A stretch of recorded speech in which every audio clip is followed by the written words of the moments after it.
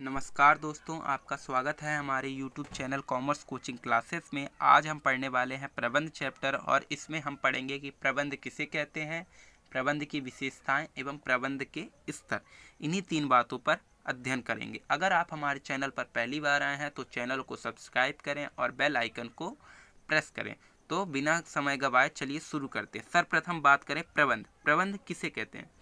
किसी भी कार्य को व्यवस्थित ढंग से करना जिससे हम वांछित परिणाम प्राप्त करते हैं, वह प्रबंध कहलाता है। साधारण भाषा में कहें, कोई भी काम जो सही नियम व तरीके से करते हैं उससे हमें अच्छे रिजल्ट मिलते हैं, वो क्या कहलाता है? प्रबंध कहलाता है। इसी को अगर हम थोड़ा विस्तृत रूप में पढ़ें तो इसकी आदर्श परिभाषा यह है कि प्रबंध एक वैज्ञानिक एवं कलात्मक प्रक्रिया है जो कि संस्था के विशिष्ट उद्देश्यों की प्राप्ति हेतु नियोजन, संगठन, निर्देशन व नियंत्रण द्वारा मानवीय व भौतिक संसाधनों के समन्वय तथा सदुपयोग से संबंध रखती है। अब इसका मतलब क्या होता है?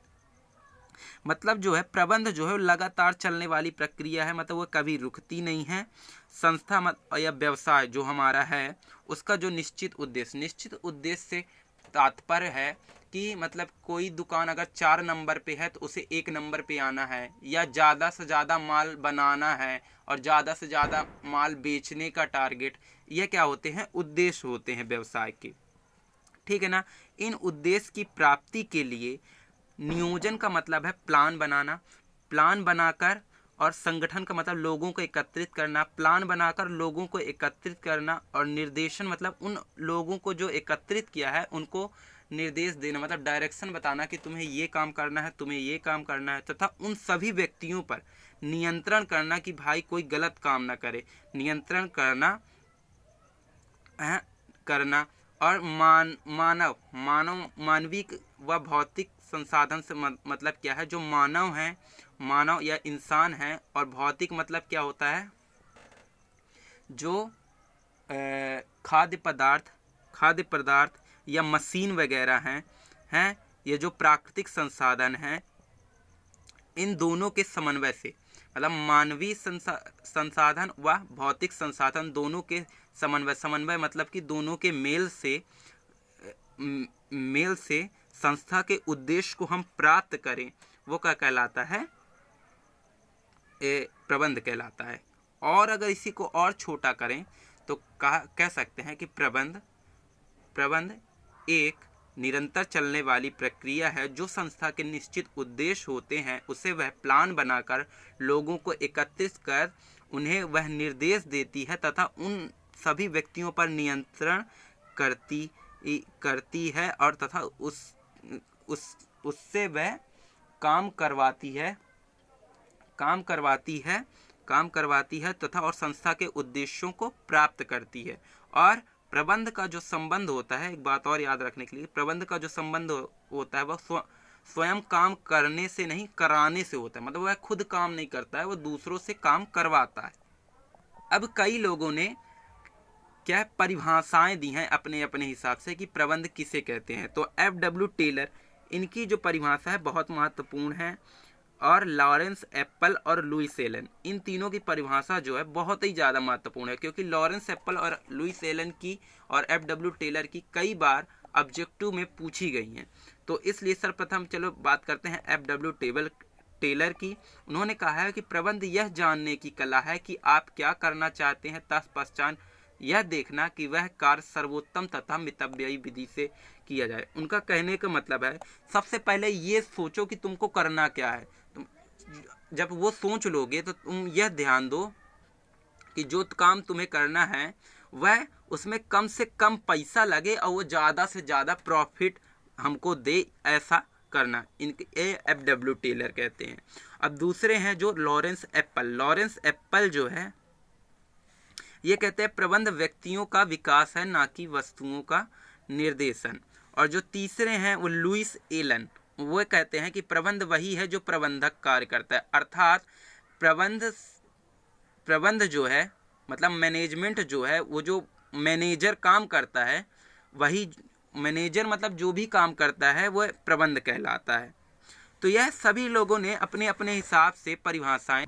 अगर अब प्रबंध की विशेषताओं की बात की जाए तो प्रबंध की पहली विशेषता है, प्रबंध उद्देश्यपूर्ण होता है। मतलब हर संस्था के एक निश्चित उद्देश्य होता है कि उसे नंबर 1 पे जाना है कि हमको ज़्यादा माल का बेचना है, हमें ज़्यादा माल बनाना है। तो हर एक निश्चित उद्देश्य होता है, तो उस उद्देश्य की प्राप्ति के लिए ही प्रबंध किया जाता है। इसलिए जो प्रबंध होता है वह उद्देश्यपूर्ण होता है। अब सामूहिक प्रयास क्या होता है? सामूहिक प्रयास से मतलब सेकंड पॉइंट की बात कर रहा हूँ। सामूहिक प्रयास क्या होता है कि लोग जो हैं सब कोई मिलजुल कर कार्य करें, अर्थात टीम भावना से काम करें। तो ये क्या कहलाता है? सामूहिक प्रयास। मतलब सब कोई मिलजुल कर कार्य करें जिससे कि वह कार्य आसानी से हो सके, ये कहलाता है सामूहिक प्रयास। प्रबंध एक प्रक्रिया है। प्रबंध जो है हमेशा लगातार चलता रहता है, इसलिए यह एक सतत प्रक्रिया है। और नंबर 4 क्या है? प्रबंध अदृश्य कौशल। अदृश्य कौशल मतलब क्या है? अदृश्य का मतलब दिखाई न देना। हाँ, मतलब ये प्रबंध जो है वो दिखाई नहीं देता मगर उसका असर दिखाई देता है। ठीक है, जैसे कि गुडविल होती है, वो दिखाई नहीं देती पर मगर उसका असर दिखाई देता है। और नंबर 5 है प्रबंध विभिन्न स्तरीय होता है। प्रबंध अर्थात जो प्रबंध के तीनों स्तर होते हैं, मतलब कि उच्च प्रबंध, मध्यवर्ती प्रबंध, प्रथम श्रेणी प्रबंध, ये तीनों पर लागू होता है। और प्रबंध कला एवं विज्ञान है। दूसरों से काम कराना कला कहलाता है और किसी भी कार्य को क्रमबद्ध रूप से करना विज्ञान कहलाता है। यह दोनों चीजें प्रबंध में पाई जाती हैं, इसलिए प्रबंध जो है कला भी है और विज्ञान भी है। अब इसी के हम स्तरों की बात करें, जैसे कि प्रबंध के 3 स्तर होते हैं। नंबर 1 उच्च प्रबंध, नंबर 2 मध्यवर्ती प्रबंध, नंबर 3 प्रथम श्रेणी प्रबंध। उच्च प्रबंध में इसमें संस्था के सबसे बड़े बड़े जो व्यक्ति होते हैं, जिनके पास सबसे ज़्यादा अधिकार होते हैं, वह आते हैं जैसे कि प्रबंध संचालक हैं, संचालक, महाप्रबंधक, उप महाप्रबंधक आदि। ये सब जो हैं उच्च प्रबंध के अंतर्गत आते हैं। अब उच्च प्रबंध जो होते हैं यही नीति और नियम बनाते हैं, मतलब कि सगला जो भी नियम उयम होते हैं ये उच्च प्रबंध द्वारा बनाया जाता है। मध्यवर्ती प्रबंध जो होते हैं वह उच्च प्रबंध और प्रथम श्रेणी प्रबंध के बीच के होते हैं, इसलिए इन्हें बीच वाले होते हैं, इसलिए इन्हें मध्यवर्ती प्रबंध कहा जाता है। और मध्यवर्ती प्रबंध के अंतर्गत प्रबंधक, सहायक प्रबंधक, संयंत्र प्रबंधक, क्षेत्रीय विक्रय प्रबंधक आदि सम्मिलित होते हैं।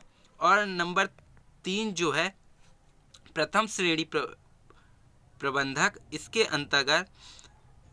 इसके अंतर्गत सबसे नीचे स्तर के जो मतलब होते हैं प्रबंधक, वह सम्मिलित होते हैं, जिनमें विभाग पर्यवेक्षक, टीम लीडर सम्मिलित किए जाते हैं, तथा इसका दूसरा नाम पर्यवेक्षिक प्रबंध भी है। यह जो श्रमिक होते हैं उनसे कार्य को कराते हैं। अब आप इस डायग्राम पर थोड़ा सा ध्यान दीजिए। प्रबंध के जो स्तर में उच्च प्रबंधक होते हैं, उच्च प्रबंध वह मध्यवर्ती प्रबंध को मतलब काम बताते हैं। मध्यवर्ती प्रबंध जो होते हैं वह प्रथम श्रेणी को काम बताते हैं, अर्थात ये अपने काम को ये इसको बताता है, ये इसको बताता है, मतलब कि ये काम को बताता है, ये उनको बताएगा, ये उनको बताएगा, और ये कर्मचारियों से करवाता है काम है। और जो उच्च प्रबंधक होते हैं वो बड़े बड़े अधिकारी होते हैं, और जो मध्यवर्ती प्रबंधक होते हैं वह प्रथम श्रेणी व उच्च प्रबंध के बीच के होते हैं। और जो प्रथम श्रेणी प्रबंध होते हैं वो सबसे निम्न स्तरीय होते हैं, मतलब सबसे छोटे होते हैं, और यह कर्मचारियों से काम करवाते हैं। तो बस फिलहाल वीडियो में इतना ही। अगर आप हमारे चैनल पर पहली बार आए हैं तो प्लीज़ चैनल को सब्सक्राइब करें और बेल आइकन को प्रेस करें, और तथा वीडियो को लाइक करें, जिससे कि हमारा मोटिवेशन हो। धन्यवाद।